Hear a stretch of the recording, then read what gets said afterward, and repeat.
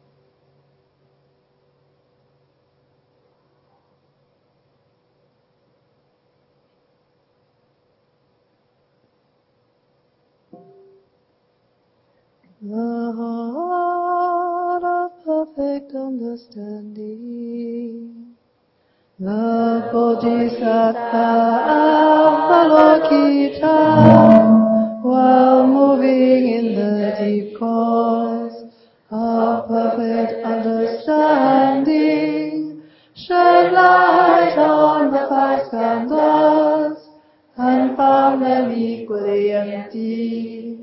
After this penetration, he overcame ill-being. Listen, Shariputra, form is emptiness, and emptiness is form.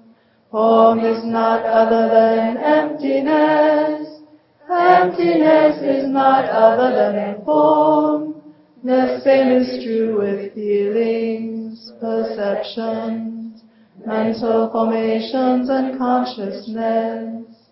Listen, Shariputra, all dharmas are marked with emptiness. They are neither produced nor destroyed, neither defiled nor immaculate, neither increasing nor decreasing.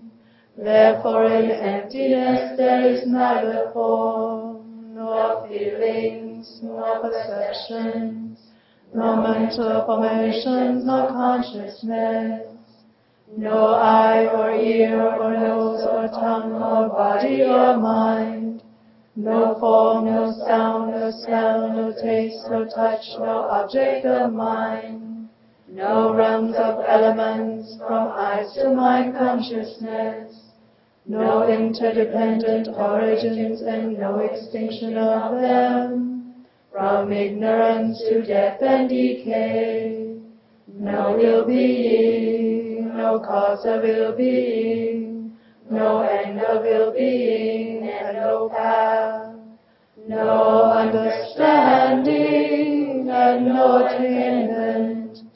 Because there's no attainment, the bodhisattvas, grounded in perfect understanding, find no obstacles for their minds. Having no obstacles, they overcome fear, liberating themselves forever from illusion, realizing perfect nirvana. All Buddhas in the past, present, and future, thanks to this perfect understanding, arrive at full and right universal enlightenment. Therefore one should know that perfect understanding is the highest mantra, the unequal mantra, the destroyer of ill-being, the incorruptible truth. The mantra of Prajnaparamita should therefore be proclaimed. Gate, gate, paragate, parasamgate, bodhisvaha, gate, gate, paragate, parasamgate, bodhisvaha, gate, gate, paragate, parasamgate, bodhisvaha.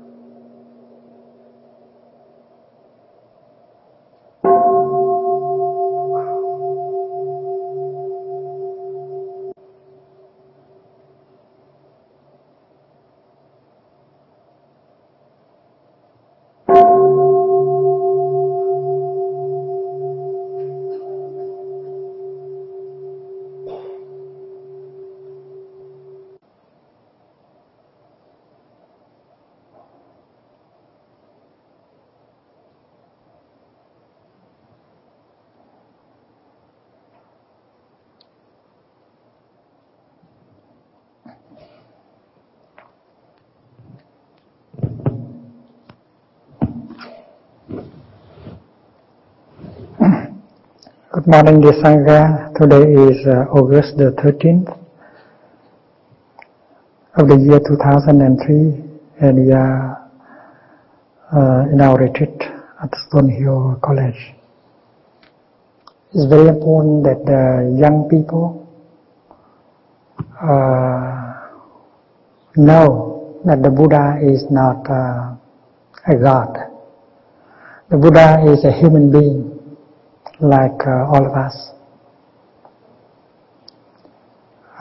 He had suffered, and that is why before he was determined to practice in order to transform the suffering in him, and he was able to get enlightenment, to arrive at a state of high understanding and compassion, and he could help his family, his friends, and many other people. It's very important to remember that the Buddha is a human being like all of us. It's best to consider him as a teacher, a big brother. And the word Buddha means the person who is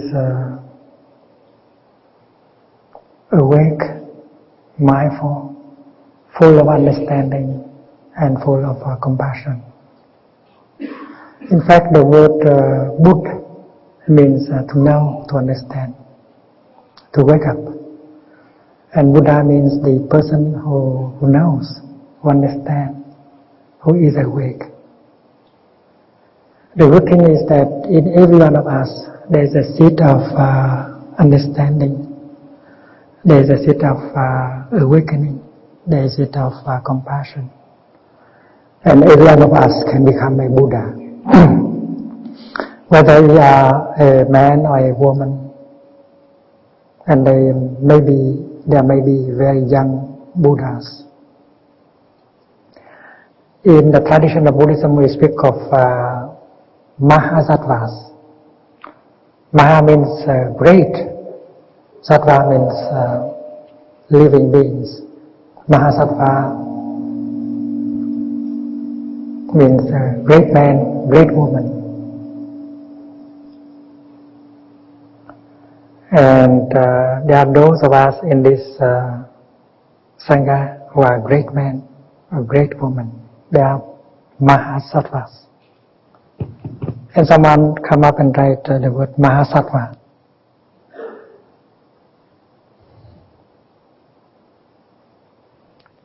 Thầy will do it by himself.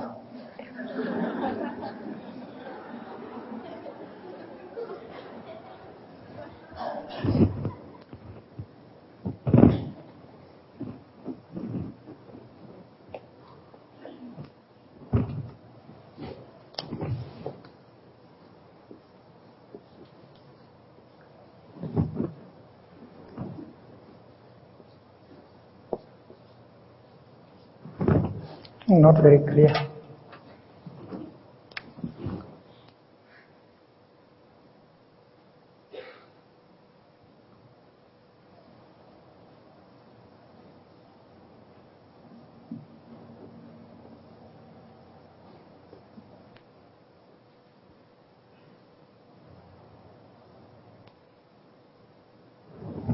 So Maha means great, and Sattva means being great being.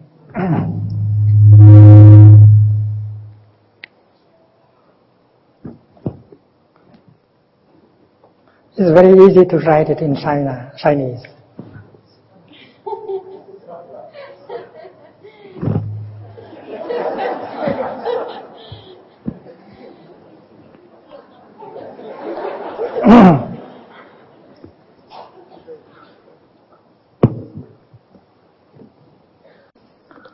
And then there is another Sanskrit word I like you to learn this morning. That is the word Bodhisattva. And you know already the word Sattva means a being, and Bodhi means awakening, a person of awakening, a person who has the element of awakening, enlightenment within himself or herself is called a Bodhisattva.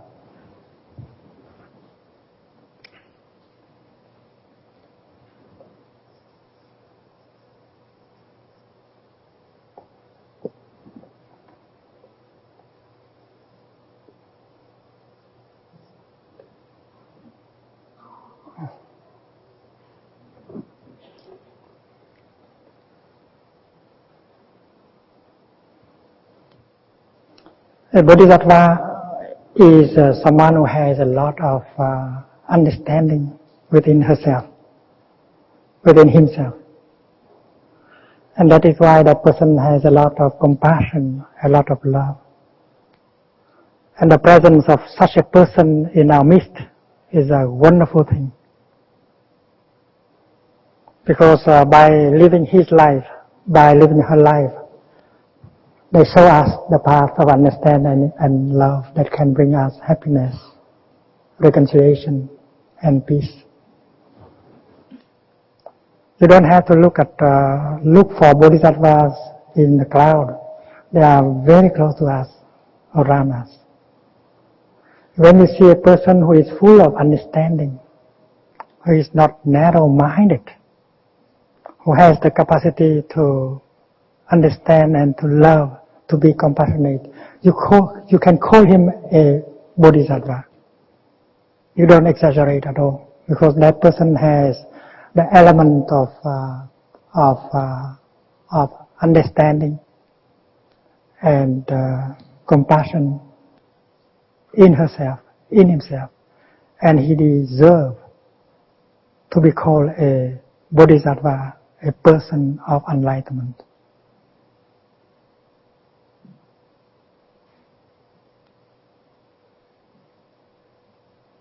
And when the degree of understanding and love come up very high, you become a great bodhisattva.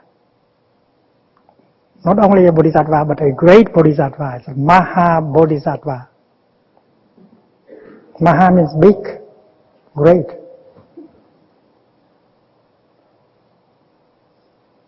When enlightenment becomes a great enlightenment, when Bodhi become Maha Bodhi, Maha Bodhi, and then the person become Maha Bodhisattva. And we do need a number of Mahasattvas in our midst, in our world, in order for us to take refuge in, because with them we will feel safe.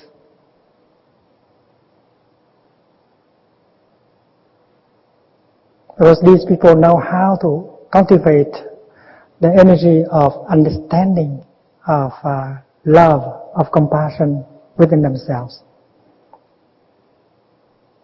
And the energy of understanding and compassion protect them and protect us at the same time.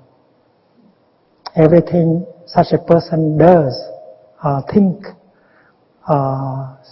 speak, will be full of understanding and compassion. And that will guarantee our safety, our happiness.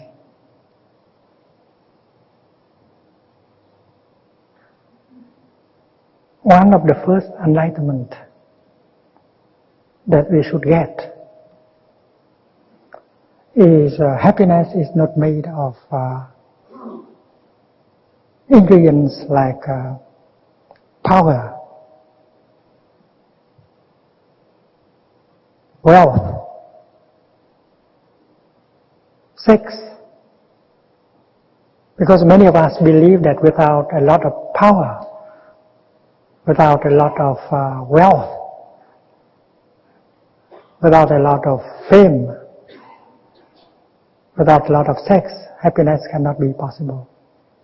It's a pity because still there are so many of us who believe like that. Fame, power,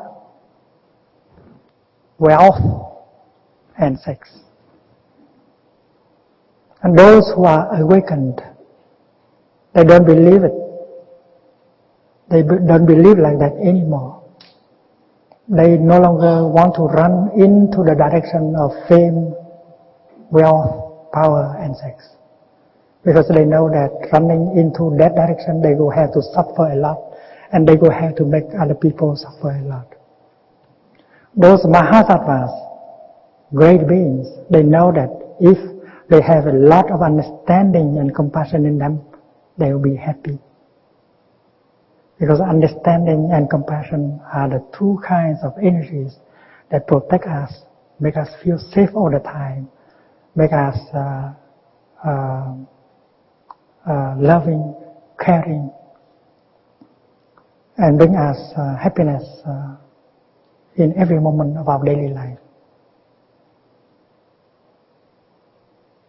And this is what I learned when I was a young novice of 16-year-old. The first Buddhist scriptures that I learned as a novice at the age of 16 is the scriptures on the 8 realization of great beings.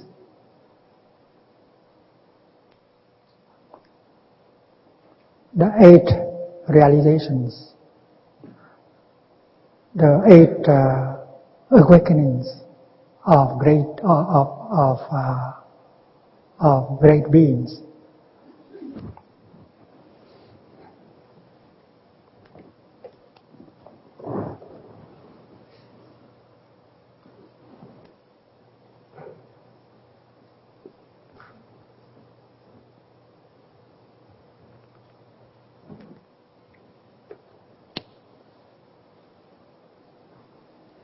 When I was a novice of 16,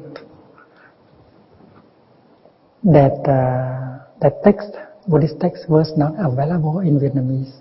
It was only available in Chinese, so I had to learn it in Chinese. There are 8 realizations. There are 8 enlightenment realized by great beings. Bát Đại Nhân Giác, 8 great being realizations. And I learned from that text, which is only 2 pages, said that happiness cannot be found in the direction of wealth, of fame, of sex, of power. Happiness should be found in great understanding and great love. And there are those of us who sit in this hall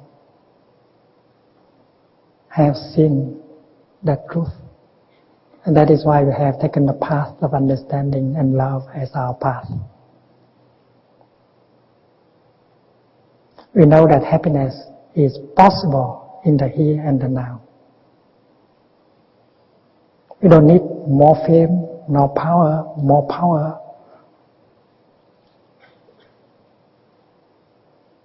more money, and more sex in order to be happy. If we know how to dwell firmly in the present moment, if we are free enough to be fully present in the here and the now, then we will be able to touch the many conditions of happiness that are already available around us and inside of us. And that is the Buddhist teaching called living happily right in the present moment. Happiness is possible in the here and the now. That's what the Buddha said. You don't need more conditions to be happiness.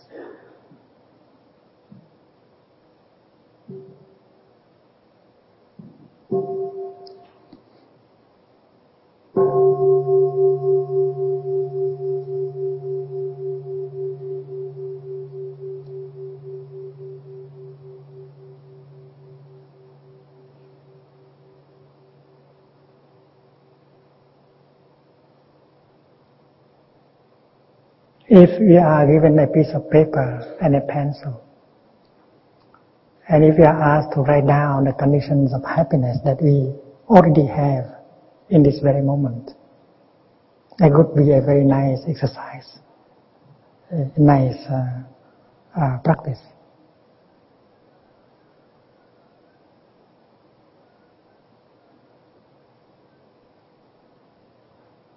We may put down the conditions of happiness that we already have. It's line one condition. Like, I'm still alive. Like, my mother is still alive with me. My father is still alive with me. We have a house to live in. We have everything to eat, something to eat every day. I have eyes in good conditions. Every time I open my eyes, I can see many wonderful things, like the blue sky,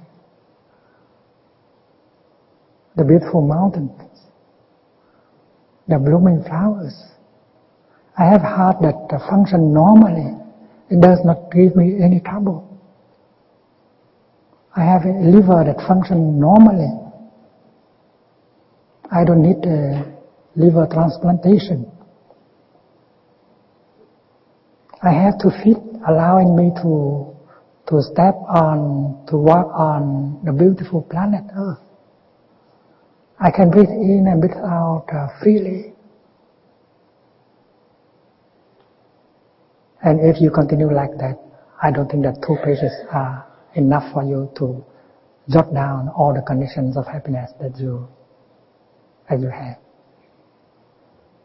And the more you touch these conditions of happiness, the happier you become. Very quickly. The French has a very wonderful song, but they don't sing it very often. The title of the song is, "What do you wait in order to be happy? Qu'est-ce qu'on attend pour être heureux?" What do we wait to be happy? You can be happy right here and right now. And this is also the teaching of the Buddha. The Sanskrit phrase is Drishta Dharma Sukha Vihara. It means living happily in this very moment. And with some kind of enlightenment, with a flash of enlightenment, you can be happy right away. That enlightenment is that you don't need fame, profit, power, sex to be happy. If you wake up to the wonders of life that are available in the here and the now, you can be happy right away.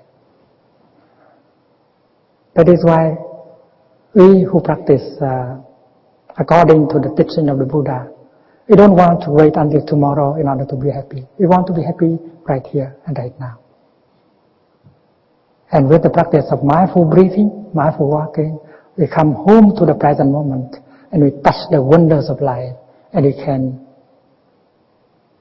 taste, we can enjoy being alive and our happiness. We have many people practice mindfulness, but they don't know that they practice mindfulness. For instance, we organize a day called Mother's Day. What is the purpose of creating Mother's Day? In order to be reminded of the fact that you have a mother. And to have a mother still alive is a wonderful thing.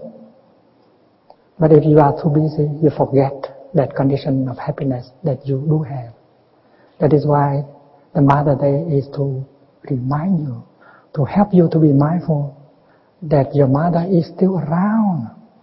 And she is one of the basic conditions for your safety, for your happiness.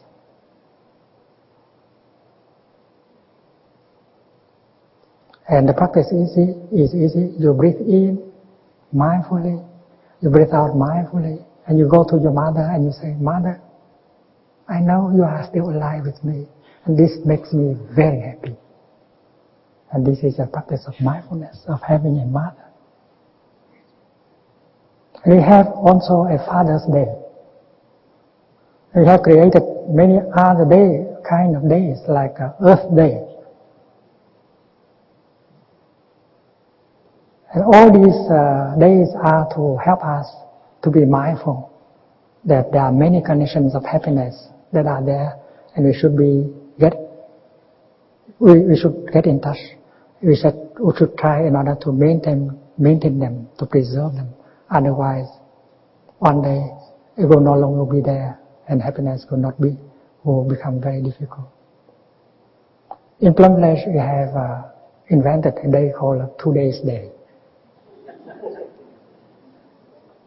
Every day should be 2 days day.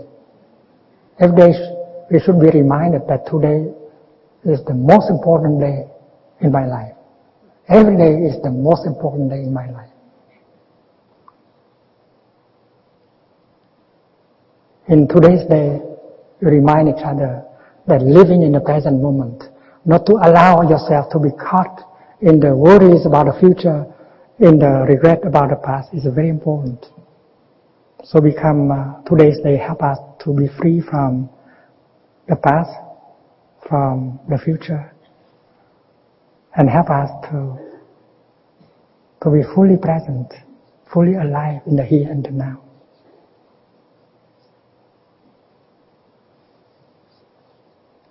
I will ask Sister Chân Đức, Annabelle Lady, to come up as the Queen of New England and make a solemn declaration. I declare today's day. And you who belong to another country or another state, you may like to come up and make the same declaration. And the young people are invited to come. I have prepared a crown for His Majesty, Her Majesty.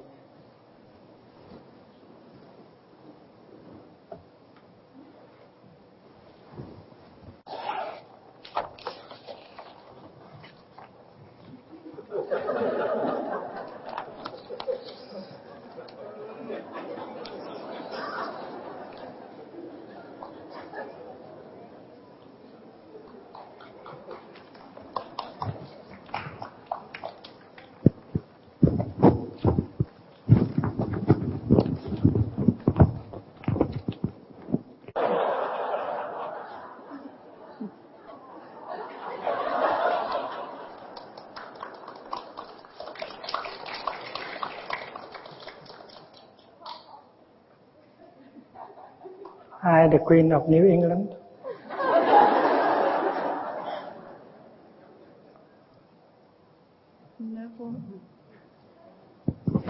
nó clear. Cái này là cái gì? Hai cái.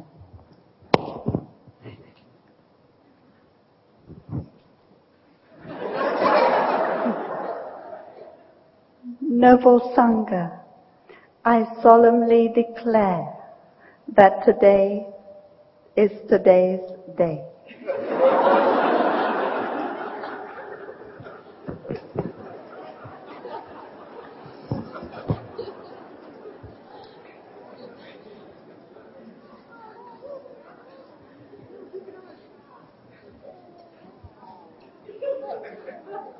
I invited Your Majesty,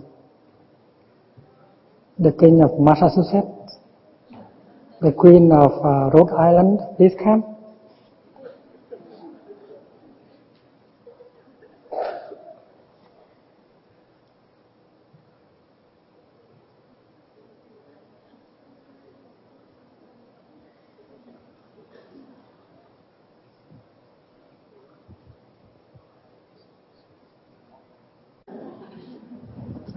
Đứng lên cao.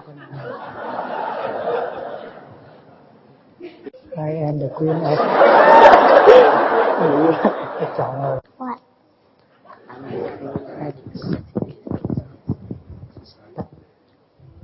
I miss Mommy.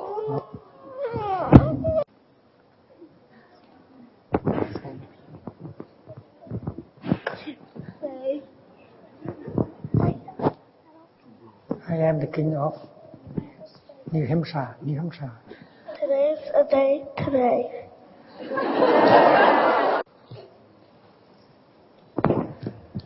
I'm the King of Texas, and I declare today is day.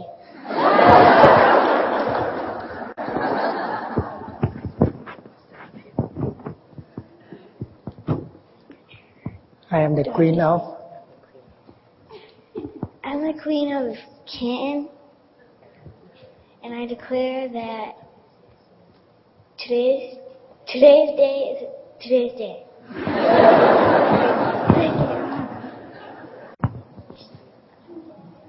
I am the king of Florida.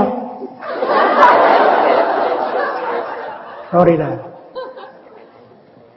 And I declare that today's day is today's day.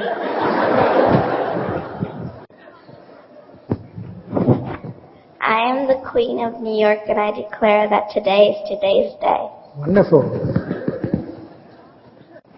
I am the queen of New Hampshire, and I declare today's day.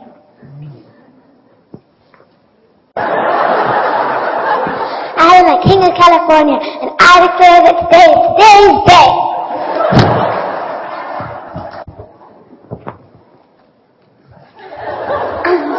I am the king of Vermont, and I declare that today is today's day.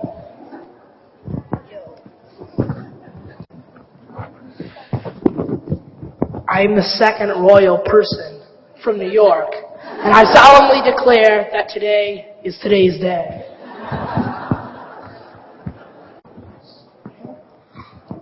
I am the king of Ontario, and I declare today is today's day.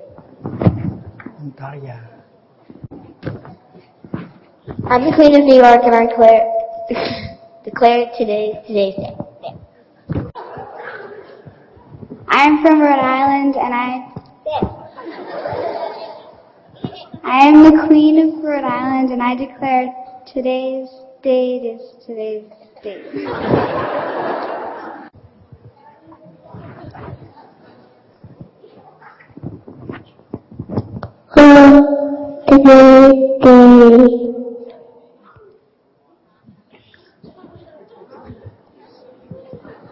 The queen of what? And I am the king of Africa.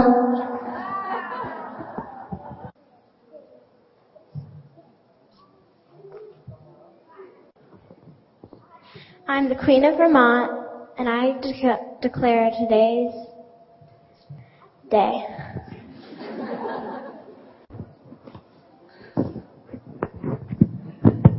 I am the third royal person in New York. I declare today is today's day.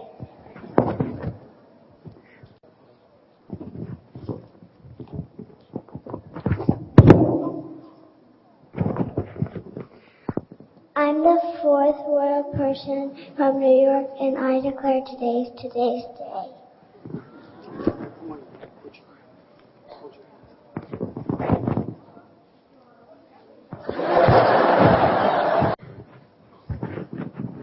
I am the queen of Minnesota, and I declare today's day.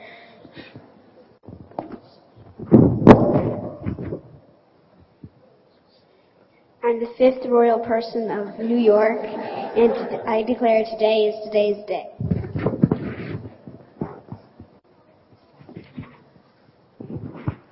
I am the sixth royal person from New York, and I declare today is today's day.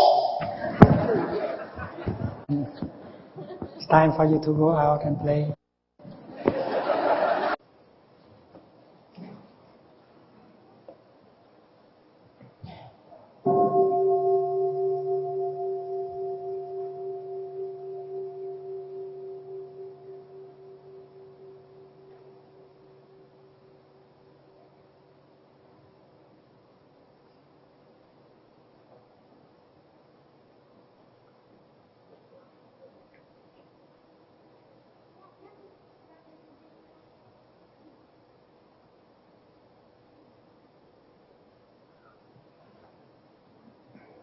While we drive our car or walk to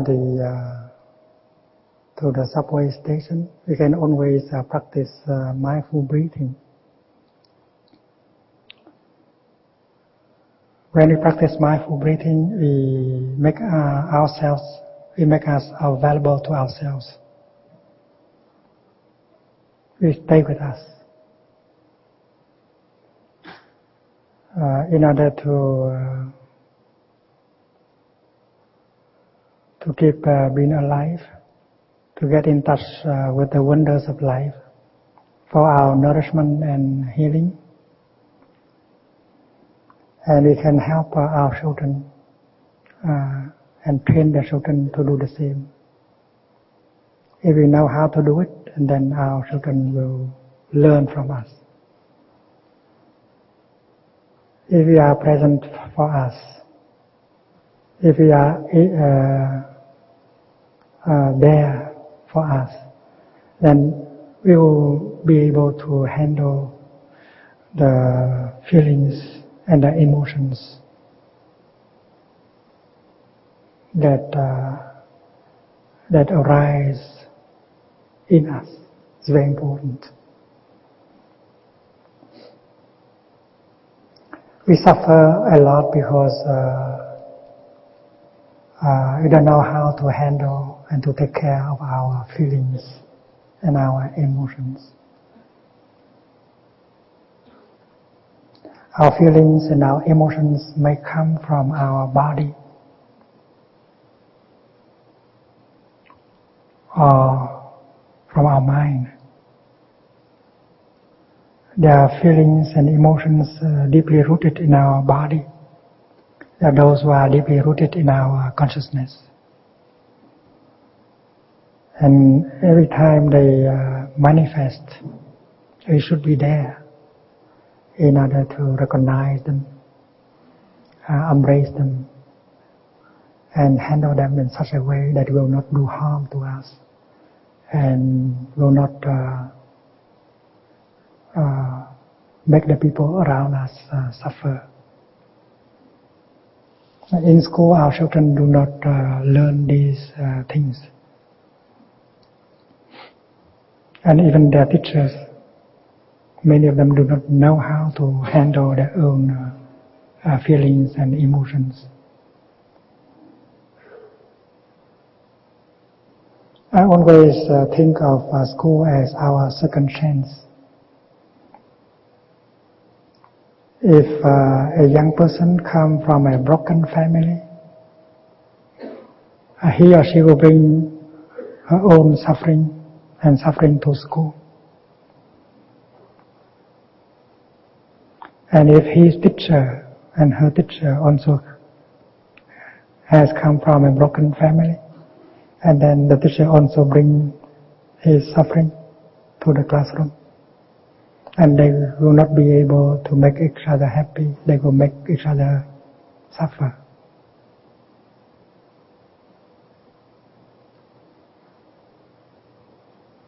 I always wish to organize retreats for school teachers and their students, so that we are able to transform school into a kind of family where the practice of deep listening, the practice of using loving speech could be taken up, so that communication can be possible between teachers and students. They can help each other heal, and they can bring their healing back to their own family.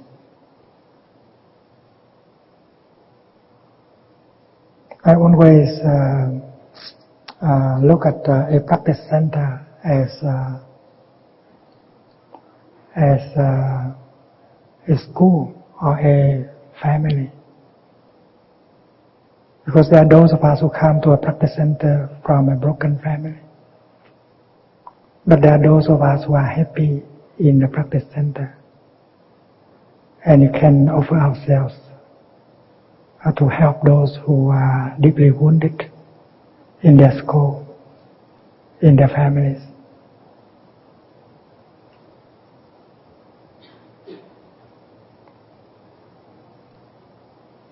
We should be able to lend our energy of mindfulness and concentration to help recognize and embrace the suffering of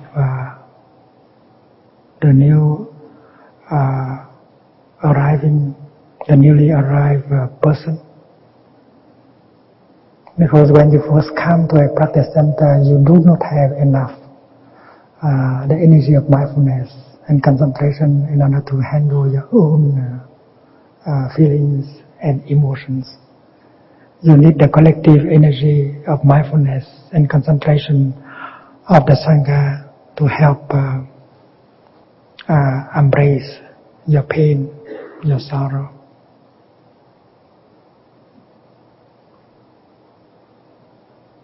The practice of mindful breathing is very important.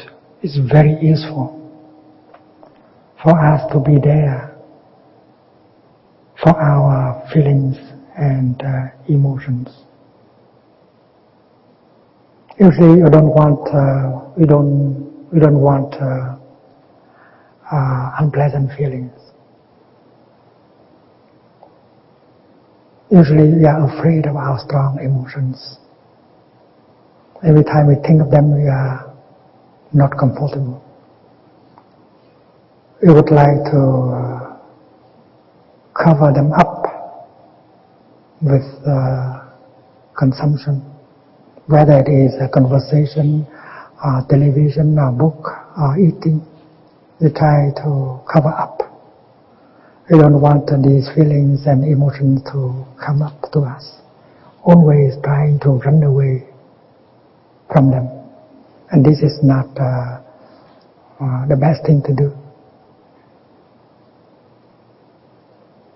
And with the energy of mindfulness and concentration, and with the support of the Sangha, we should be able to be there for our emotions and for our feelings. And the Buddha proposed very, very concrete and simple methods for us to do so.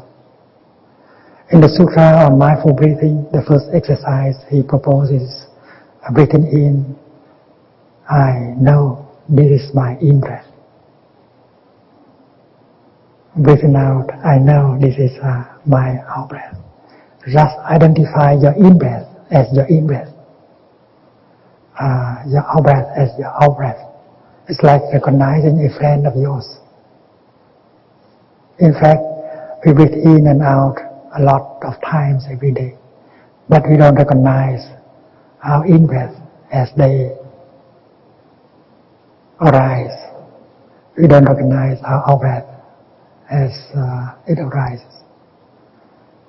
So, bringing our attention to our in-breath and out-breath is the first attempt to go home to ourselves. And this does not need to be a difficult practice. This can be a very pleasant practice. Your in-breath should become your friend. Breathing in, I'm aware of my in-breath. I smile to my in-breath. I greet my in-breath. Breathing out, I'm aware of my out-breath.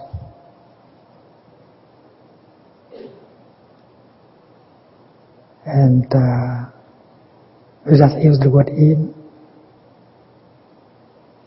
to identify our in-breath, and the word out to identify our out-breath.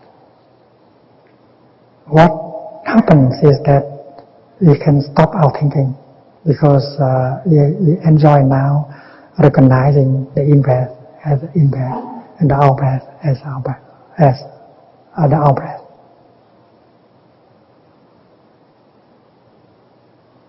It's like a guard posted at the entrance of a palace. He would recognize who is that person going in the gate. Every time there is one person going in, he recognizes him as someone who is going in. Here you recognize that, well, the air is going in. That is your in-breath. There's not much to do, just to be there and to recognize. Here there is an in-breath. And then the guard will be able to recognize the person who is going out from the gate. We do the same, breathing out. We recognize that there is an out-breath going on. It can be pleasant. It's not hard work. And it doesn't need to make any effort. Just become aware that you are breathing in and breathing out. And you can do better. You can smile to your in-breath. You can smile to your out-breath as if, dear friend, this is the first exercise. It's very simple, but effect can be very deep. While you enjoy recognizing your in-breath and out-breath, you stop all your thinking. And stopping thinking is a great achievement. You are not trying to stop the thinking, but the thinking stops. That's because you enjoy your in-breath and your out-breath. And breathing in is something enjoyable. The no is not stuck. And you can breathe freely. The air is fresh. So it is enjoyable to breathe in freely and to breathe out freely. Especially when the window is open, especially when you are walking outside. And that can be very healing, especially when you combine your in-breath with your step.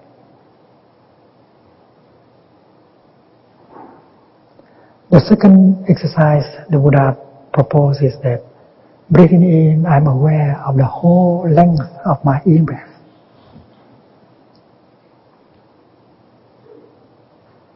Breathing out, I am aware of the whole length of my out-breath.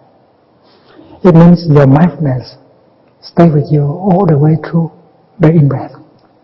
Suppose my in-breath is long, this much. And this is the beginning of my in-breath. This is the end of my in-breath. And suppose this finger is my mindfulness. I practice breathing in. And now I'm breathing in. Breathing out. I know I'm breathing out. Your mind stay with your in-breath all the time. Your mind stay with your out-breath for the whole length of the out-breath. And there is not a moment when the finger takes off from the pen. So you are with your in-breath for the whole length of it. That is what we call the practice of following your breath. Tùy tức means to follow your breath.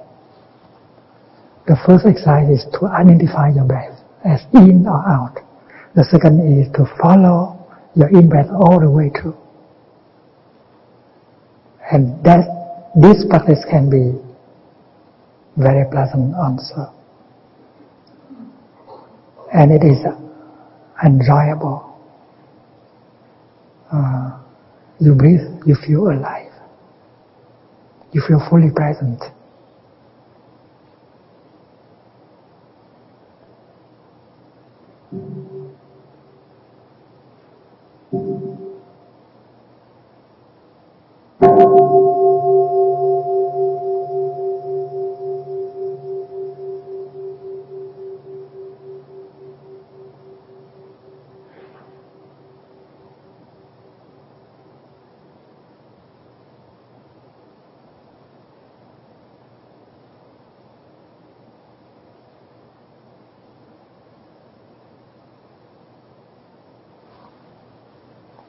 The word practice is a little bit too heavy. It involves the idea that you have to try. But in fact, you don't have to make any effort.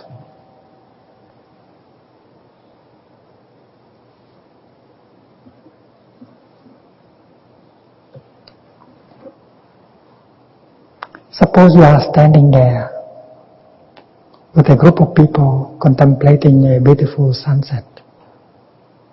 It's so beautiful, splendid, the beautiful sunset. Do you think that you have to make a special effort in order to enjoy the sunset? No. We don't have to make any special effort. Just enjoy the sunset. But if your mind is caught in your projects, in your worries, and then the sunset is not for you, while other people are enjoying deeply the sunset, your mind is taken away by your projects, your worries, your fear. So, to focus your attention on the sunset, you are free from your projects, from your fear. And you don't have to fight, you don't have to do anything at all to make any effort. If you do not have to make any special effort to enjoy the beautiful sunset, and then we don't have to make any special effort to enjoy our in-breath and out-breath. Because to breathe in and out is something very beautiful, very wonderful. Imagine a dead body lying there. No matter what we try to do, the dead body cannot breathe in and out anymore. And we don't have to make any effort. We breathe in and we breathe out naturally. So breathing in, I know I am breathing in, does not mean that I am going to breathe in as something I should do. No. You breathe in and out anyway, whether you want or not. The practice is to become aware that this is my breathing in. It is enjoyable. This is my breathing out. It is enjoyable. The difference lies in fact that mindfulness is present or not. And mindfulness make it pleasant, make it beautiful. And what is mindfulness? Mindfulness is the energy of the Buddha.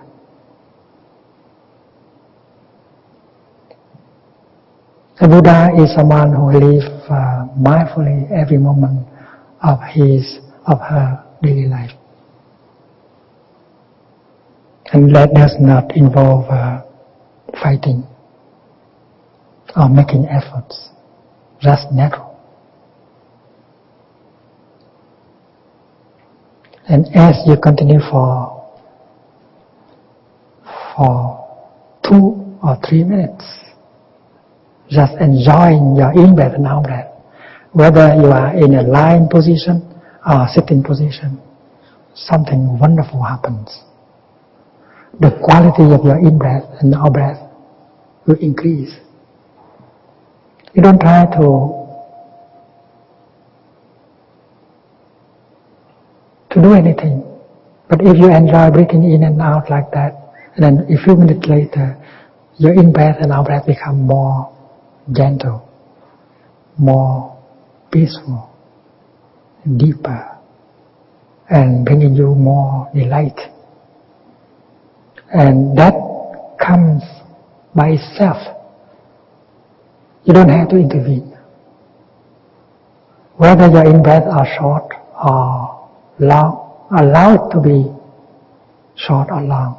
Don't try to make it longer or shorter. Just become aware of it. It's like a flower is blooming, you just turn on the light so that you can see the flower. The light is embracing the flower. The light does not try to intervene and push the flower. And yet with the presence of mindfulness, everything will change in the good direction. It's like in the morning, the flowers are not open yet. But the sun continues to send its light. And the sunlight continue to shine, to embrace the flowers. And a few hours ago, the flower will open. because flowers are sensitive to the sunshine. Any vegetation would be sensible to the sunshine. Any mental formation, any feeling or emotion would be sensible to mindfulness. Our in-breath and out-breath are also sensitive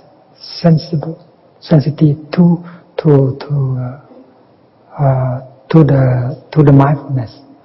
Mindfulness is a kind of energy that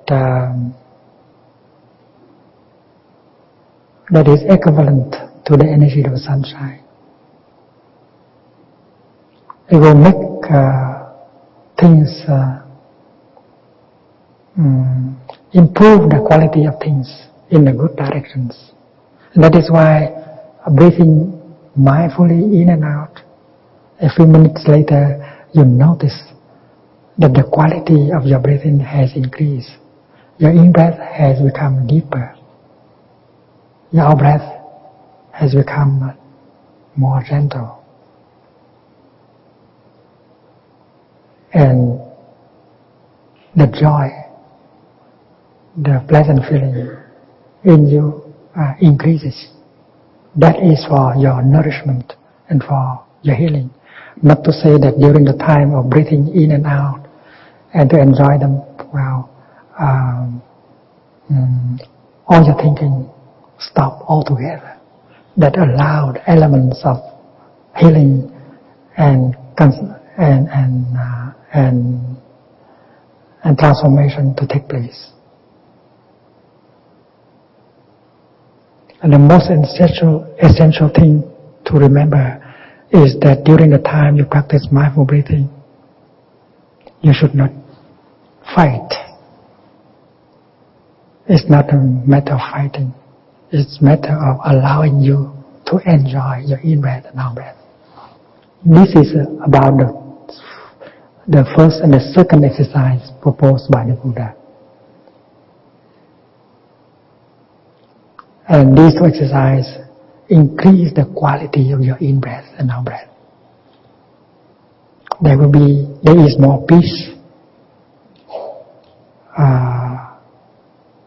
more harmony within your breath.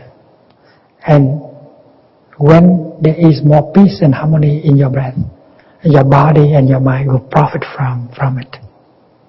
Because in the practice of meditation there are three elements altogether: body, mind and breath. And anything good happening to one of the three elements will have an effect on the two others.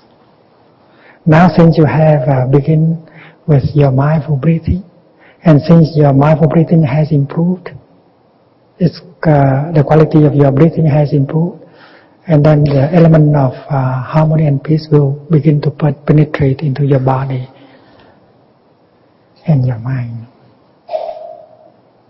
And the third exercise proposed by the Buddha is breathing in, I'm aware of my body.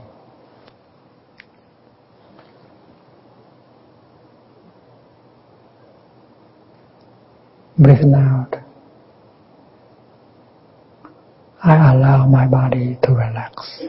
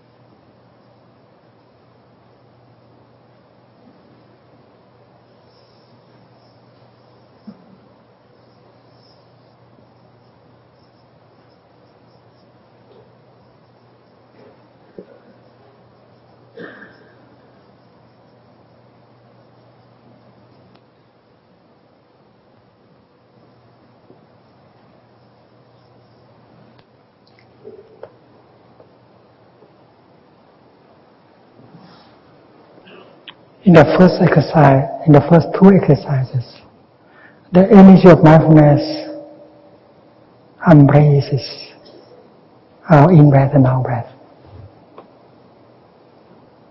So our breathing becomes conscious breathing or mindful breathing. Now when you come to the third and the fourth exercises, mindful breathing becomes the energy and embracing the body.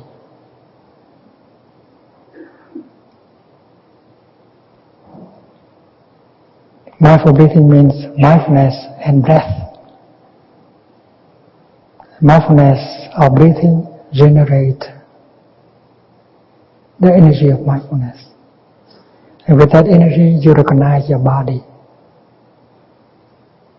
And you tenderly embrace it. And allow it to relax. If we don't know how to handle, to embrace our body, and then later on, we cannot embrace our feelings and our emotions. We have to learn how to embrace our body and to bring relaxation to our body first. Whether you are in a lying position or sitting position, you can practice the third and the fourth exercises. And these two exercises are to recognize the presence of the body and to allow it to relax. There may be a lot of suffering, tension, pressure in the body, accumulated for a long time. Now it is time to go home to our body and tenderly embrace it and help the body to just relax. This is the art of resting.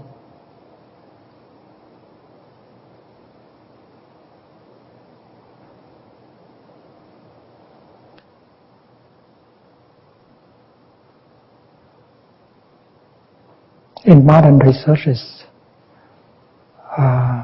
scientists have found out that in a state of tension, stress, the healing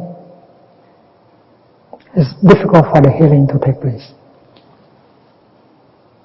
That is why to allow our body to relieve the tension, the stress, is the most fundamental conditions for healing. And the doctors now, the physicians now are aware of that. When we are able to relieve the tension in our body, elements, conditions of healings begin to appear in our body. This is extremely important, and the Buddha was very aware of it. We have worked our body too hard. We have accumulated a lot of tension, a lot of conflict in our body, in every cell of our body. And that is why it's very important to go home to our body and to take care of it. And the Buddha did propose many ways to help us release the tensions in every muscle, in every cell of our body. One of the examples is found in a text, in a sutra called the Contemplation of the Body in the Body. He said, suppose a farmer went up to the cellar and brought down a bag of seeds. He opened one end of the bag and allowed all the seeds in the bag to flow freely on the floor. And with eyes is still in good condition, he recognized this is kidney beans. This is mung beans. This is red beans. This is corns and so on. So a practitioner, the Buddha said, does exactly like that. In a lying position or sitting position, he becomes aware of every part of his body. Breathing in, I am aware of my eyes. Breathing out, I smile to my eyes. Breathing in, I am aware of my nose. Breathing out, I smile to my nose. Breathing in, I am aware of my brain. Breathing out, I smile to my brain. Always using the energy of mindfulness of breathing to recognize and embrace the part of the body that you touch. And you go from the top of your head to the sole of your feet. So this exercise proposed by the Buddha is to scan your body with the beam of mindfulness.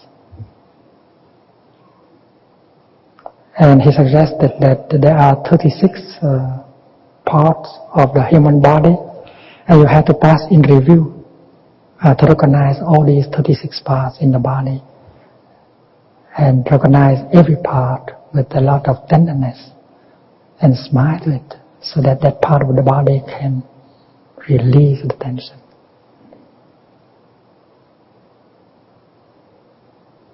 We know that in modern hospitals we have scanners using X-ray and computer systems in order to help us to see each organ in our body. This is exactly the same. We use the ray of mindfulness to recognize, embrace, smile to it, and help it to release the tension. And if there is a zone in your body that has a lot of tension, you should stay longer with it. Suppose when you come to our liver and feel that our liver suffers quite a lot, we have to stay with our liver longer. Breathing in, I'm aware of my liver. Breathing out, I smile to my liver. And that can bring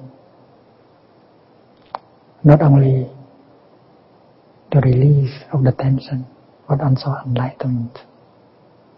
You know that you have not been very kind to your liver by your way of eating, your way of drinking. You have treated one of the basic conditions of your happiness not kindly. Time to change the way. Time to learn how to take good care of your liver. When you come to your heart, you practice the same. Breathing in, I am aware of my heart. It's clearly that mindfulness, embracing heart, embracing body.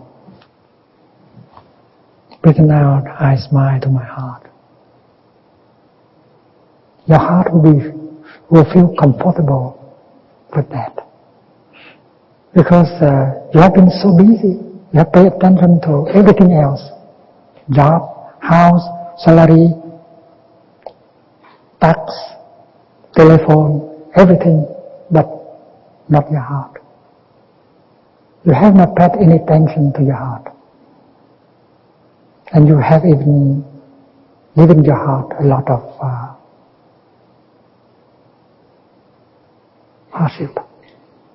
You have smoked. You have drunk alcohol. You have stayed up very late. You have allowed strong emotions to stay and to cause damage.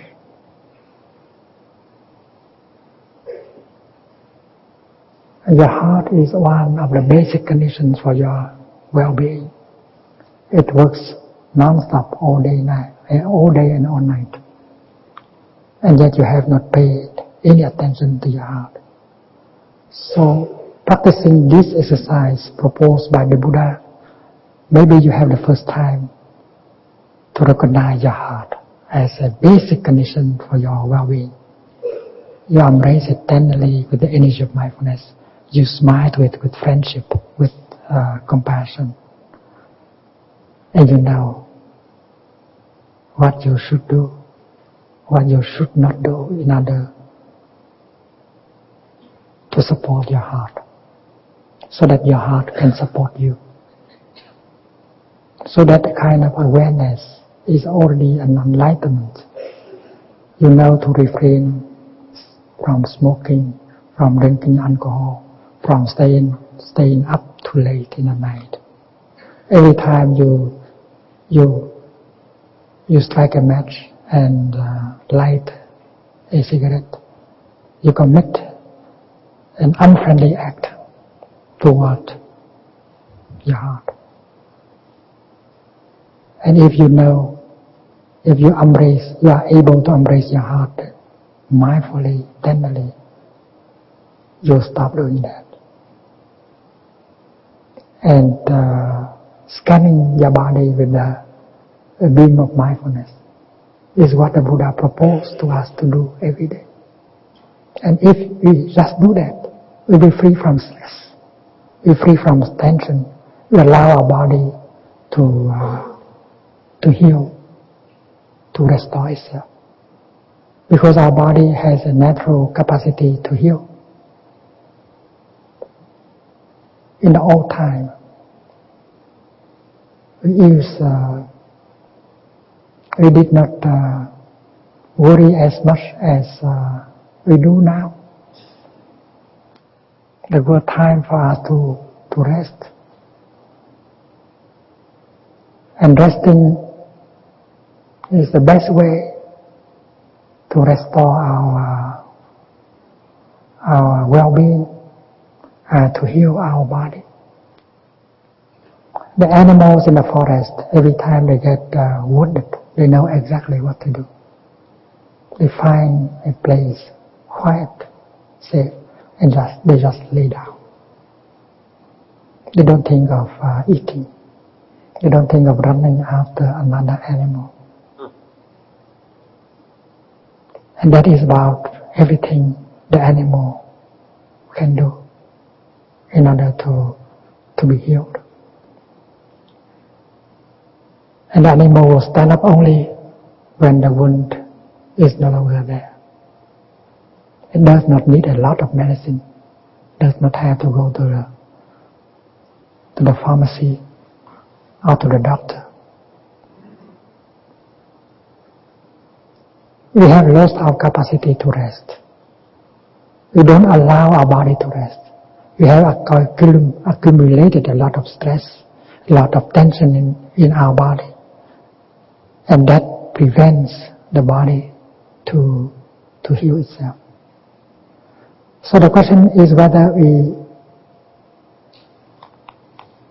authorize our body to heal. We allow our body to relax. The way we live our life, our daily life, is not in that direction. We have lost our capacity to rest. Even if we have a vacation, we don't know how to handle our vacation. And we may come home more tired after the vacation. And that is why the third and the fourth exercise proposed by the Buddha is very important for the healing of our body. And then with the fifth exercise of mindful breathing, we begin to pay attention to our feelings and emotions.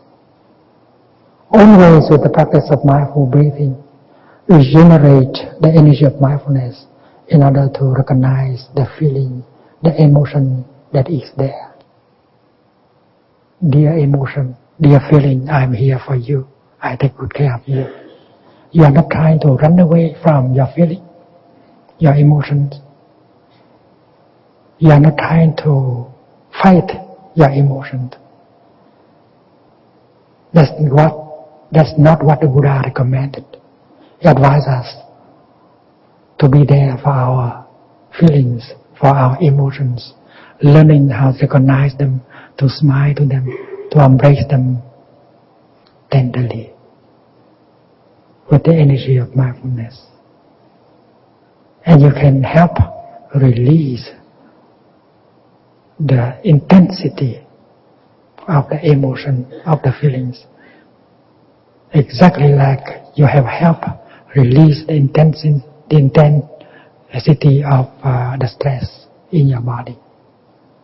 So the Buddha goes very scientifically. First with your breath, and second with your body, and third with your feelings and emotions.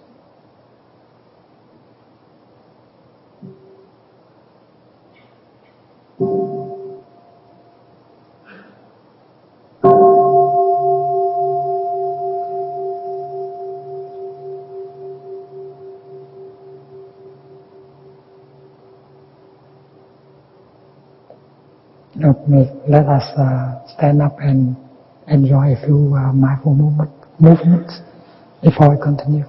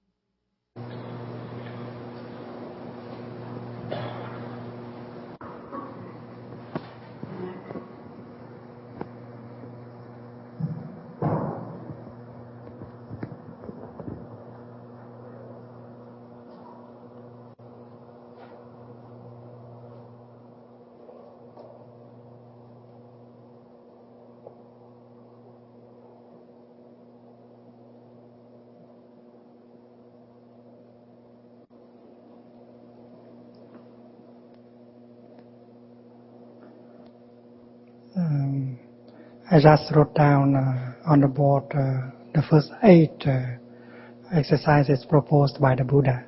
There are another 8.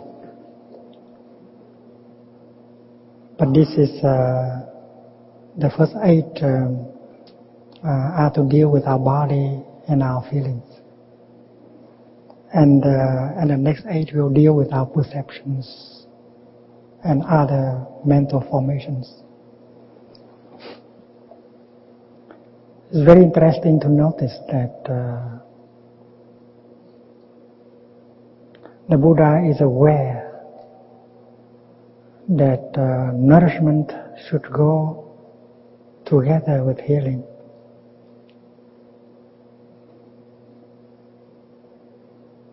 And nourishment is part of healing. And that is why when we come to the exercise number 5, the Buddha proposes us to produce a feeling of joy.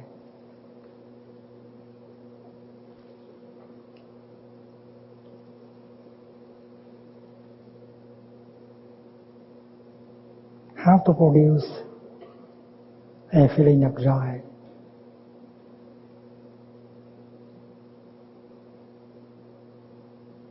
And how to produce a feeling of happiness?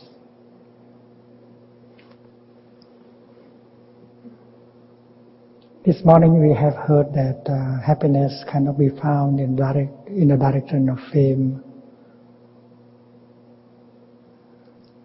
and power and wealth and sex. If it cannot be found in that direction, in what direction should it be found? Well, the answer is in the present moment. The definition of joy in Buddhism is that we are aware that conditions of happiness are already there, available.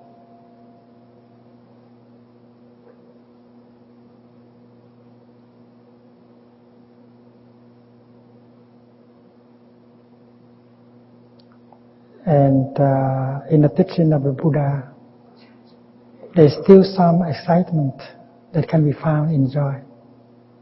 But in true happiness, the excitement has died down in order for the happiness to be really deep.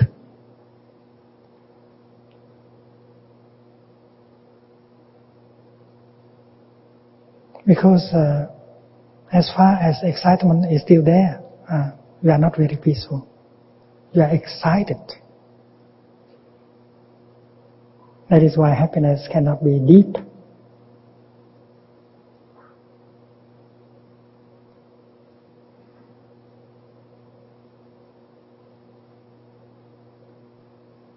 In Chinese, there is the word He, which means joy, and Lạc means happiness.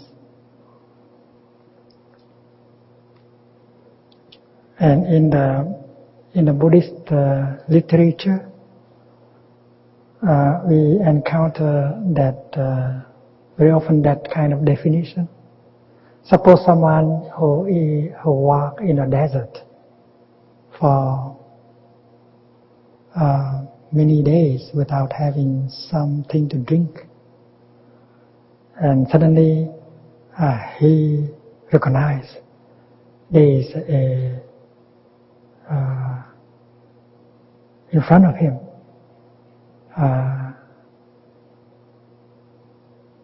these are oases.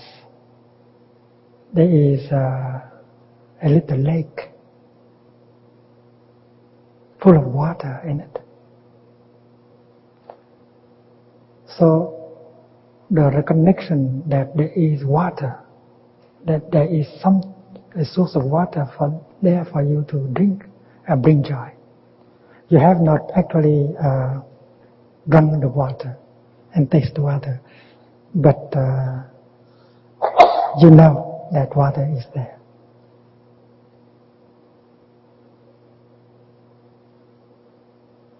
And when you arrive at the lake, at the spring, you kneel down and you cup the water and you drink, and that is happiness. In that moment of happiness, there is no longer excitement, just pure happiness.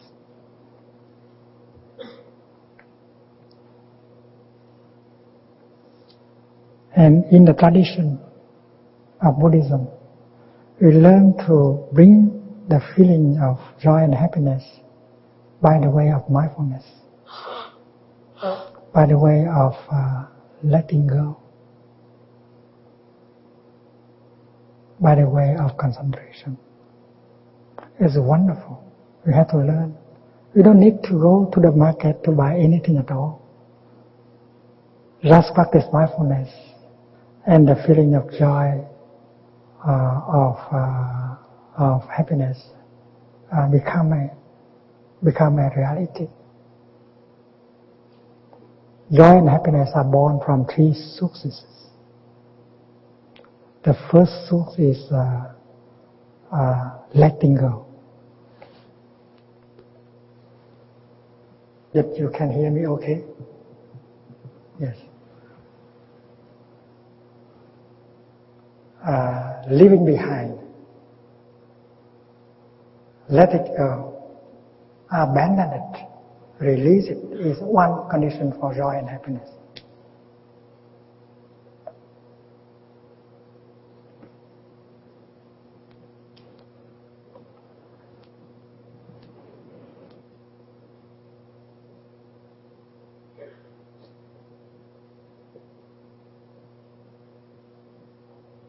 And this is joy. This is happiness. Joy and happiness born from leaving behind. It's a wonderful practice. Because usually we believe that these things are very crucial, very, very necessary for our happiness. And we may not know that these things may be the very obstacles for your happiness.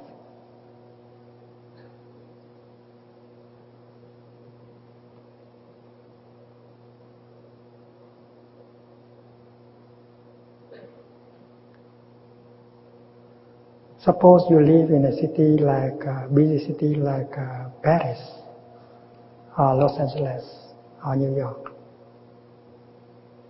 and there's a lot of noises and smells, and you would like to go to the countryside, go to the mountain or to the beach, where there is fresh air, clean air, and your eyes can meet with the sky, the hills, the trees, and so on. So it takes you about half an hour or more to leave the city behind. And when the city is left behind, you begin to experience wonderful things. The hills, the trees, the fresh breeze.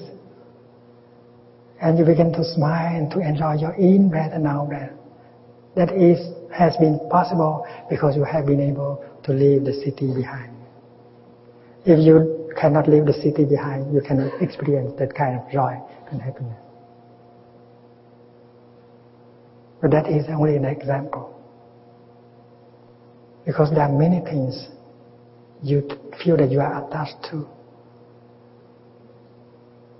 that without them you get lost. You cannot be happy. But if we look deeply into reality, we may realize that it may be that these things are obstacles for your true happiness. And letting them go, leave them behind, happiness naturally comes and joy naturally comes. This is a story of the Buddha with a farmer. The Buddha who was sitting in the vicinity of Vaishali with a number of monks. They just finished their mindful lunch, the only meal in the day, and they was about to start a Dharma discussion. And then a farmer came, and he looked lost. He said, "Monks, did you see my cows going by this direction?" The Buddha said, "What cows?" And he said that, "Well, monks, I think I have to go and kill myself. I suffer so much. I have 12 cows, and I don't know why this morning all of them have run away. And I have also 2 acres of sesame seeds plants. But this year the insect ate them up. I don't have any means in order to survive. I think I'm going to die." The Buddha, out of compassion, said, "Dear friend, we have not seen your cows going by this way. You might have a chance looking for your cows in the other directions." And then after the farmer was gone, the Buddha turned to his monks, smiling, and said, "My dear friends, don't you know that you are the happiest people on earth? You don't have any cows to lose."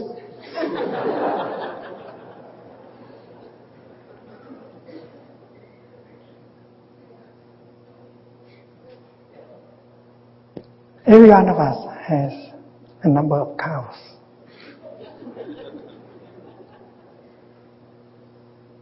We care very much for these cows, and we believe that they are absolutely essential for our well-being, for our happiness.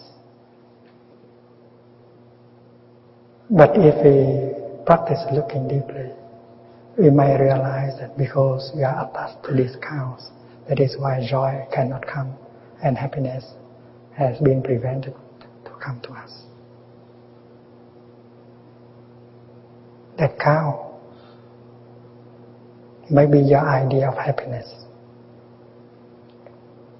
You might have an idea of happiness of your own. Everyone does. I can be happy only if so and so. If I have this, if I can get rid of this, and you are caught in your idea. That is a big cow. So let us go home and look at that cow. The idea we have concerning the happiness of our life. And if you are able to release that cow, happiness may come just in 1 or 2 seconds.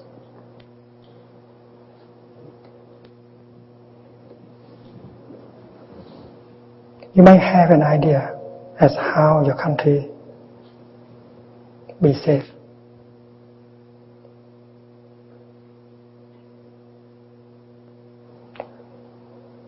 As how your country may become prosperous. And you may have adopted a kind of policy, a kind of ideology, which you believe to be the only way for your country to become a great nation.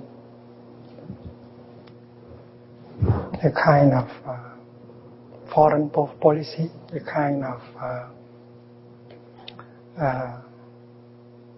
economic policy, that you believe that the only way to lead your nation to a state of greatness and glory. And you and your friends might be caught in that idea for a long time. Maybe 50 years.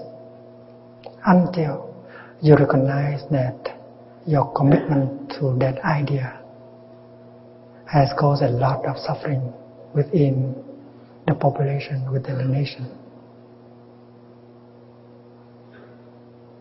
And one morning you wake up and realize that if your nation has not been happy, if your people has suffered so much because you have been attached to that notion of happiness, for your country, and you are able to release that notion, that notion of happiness. Well, whether that is socialism or communism or capitalism or any idea. Because every one of us as individuals, we have our idea as how we can be happy. We are a community. We might be caught in an idea that how our community can be happy. We are a nation, and and we can be caught in the idea as how our country can be safe, can be happy. And our ideas by themselves are a kind of chaos that we are attached to. And the Buddha taught us a lot about this. You have to release your notions, your ideas.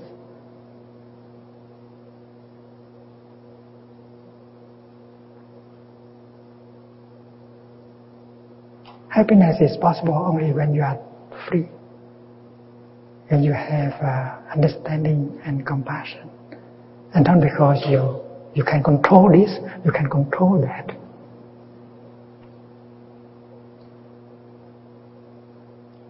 There's a tradesman who went away for business, and during his absence, robbers came. They burned down the whole village, and they kidnapped his little boy. And when the tradesman came home, his house was burned. It was only a heap of ash. And close to that, the burned, charred body of a child. And he believed right away that his child is dead because of the fire. So in that state of suffering and confusion, he could not see things very clearly. He threw himself to the floor and he cried and he beat his chest. He pulled his hair and he said, it was because of me that my child had been killed in this accident. And after that he organized a cremation ceremony and recuperate all the ash. And since he loves his little boy so much, he put all the ash in a little bag that he carried with him all day and night.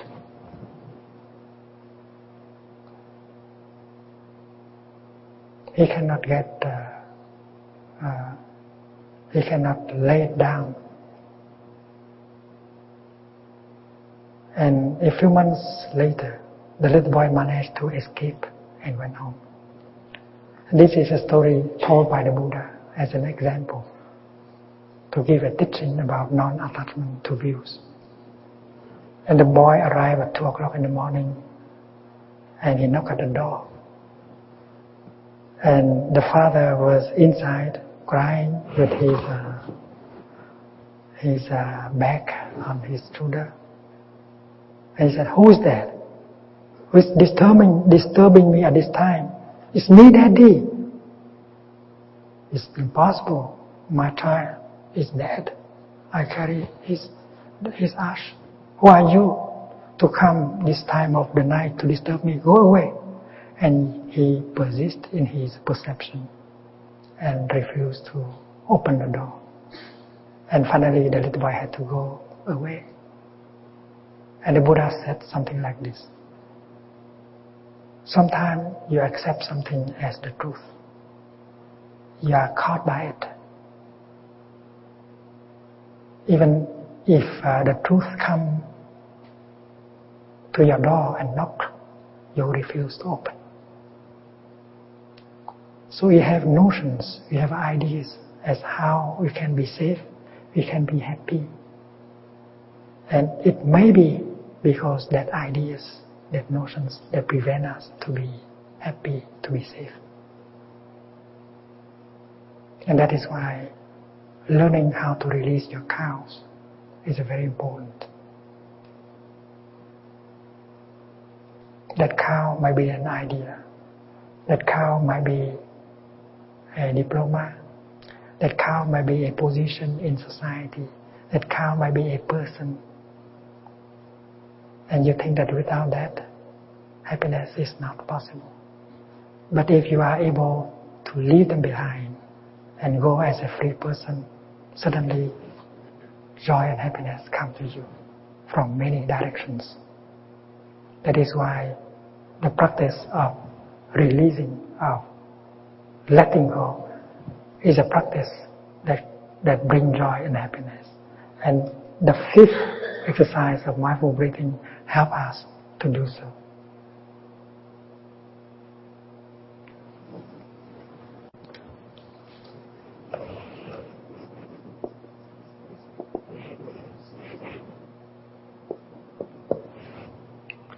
The second practice that can bring joy and happiness is the practice of mindfulness. Because mindfulness helps us to go home to the present moment and to recognize that conditions of happiness are already there. You don't need more conditions to be happy. You have everything in order to be happy right here and right now. And that is why practicing mindfulness is to open the door for joy and happiness to come right away in the here and the now. You don't have to wait. And that is why the Buddha insists that if you practice according to the mindfulness, and then it is possible for you to be happy right here and right now. And then the other element is the element of concentration.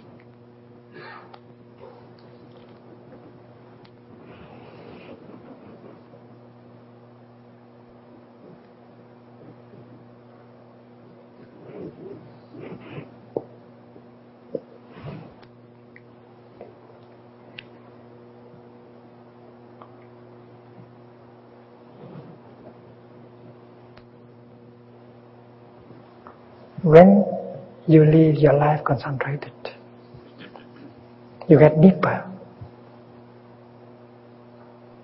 Mindfulness helps you to recognize that your beloved one is still alive, very close to you. Concentration helps you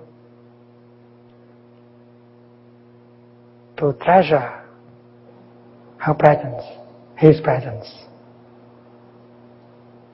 Concentration helps you to understand more deeply.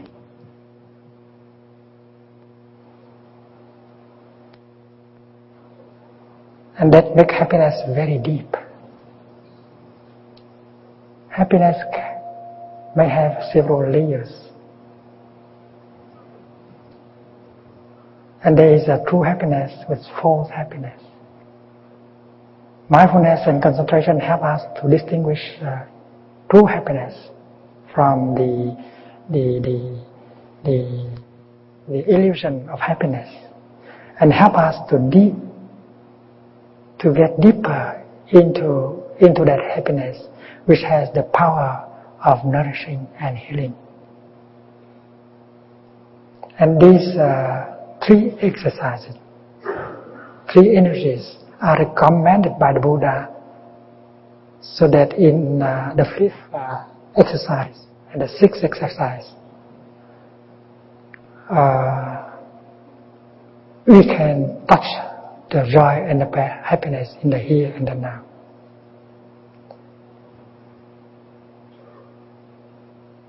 The capacity of letting go, the capacity of being mindful, the capacity of being concentrated, these are two sources of energies that help us to make happiness and joy something actual, something real in this very moment. And that is for our transformation and healing. transformation and healing needs nourishment. And that is why the Buddha was so compassionate. He knows that all of us need some joy, some happiness in order to be able to go on. We have blocks of suffering to transform, and we need some nutriment. We need some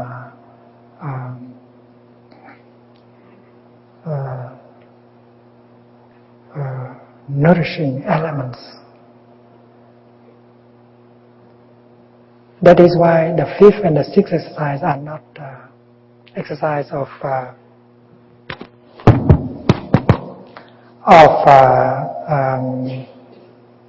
auto-suggestion. You don't imagine that you are joyful. You don't imagine that you are happy. You actually allow joy and happiness to come by the practice of letting go, by the practice of concentration, by the practice of mindfulness. Then if you are able to do that, you are strong enough to confront, to embrace, to deal with the blocks of pain in you. And that is the object of the seventh and eighth. Recognizing the pain, the painful emotion, the painful feelings in you. And also to release the tension, the suffering in these feelings and emotions. We will speak about these exercises tomorrow.